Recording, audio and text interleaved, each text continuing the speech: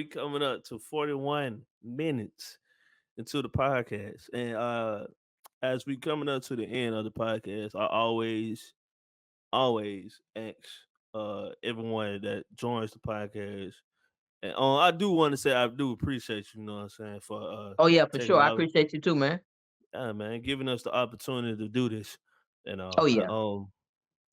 the question that I have for you, and is it's actually two questions.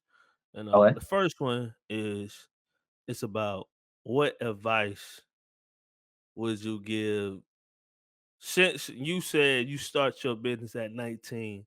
Let's go Hmm. from there. What advice Okay. would you give your 19-year-old self? I would tell my 19-year-old self to really care more about credit because at the end of the day, whenever you want to be a business owner, one of the Uh-huh. ways that we fail is by, not knowing enough about the business and then not having the capital to keep moving forward with your business.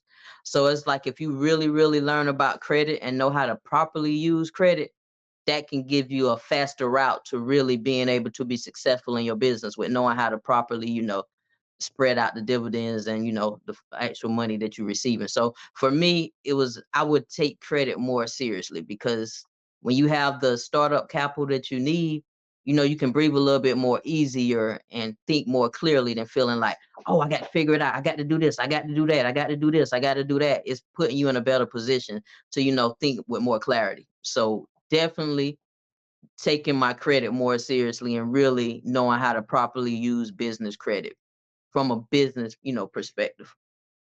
Okay. Okay. And the next question that I have for you, and um what advice would you give someone who's trying to be a courier? Courier, right? I'm saying it Mhm, right. yep, yep, Okay, yep. courier. Okay, the advice I would give them is pretty much um s- first getting a mentor, Okay. that's already in the business. Then another thing I will also tell them is once you get a mentor, really understanding the business. And also one of the other main important things is networking. So there's so many different ways you can network. You can go to events, you can join your local chamber of commerce, you can join communities and organizations. So for me, it's really those three things: mentor, really learning about your business, and really networking. That's good, man. I think that's great advice. You want to hear more of this episode and other episodes? Well, click the link down in the description box down below. And don't forget, like, comment, subscribe to the channel for more content.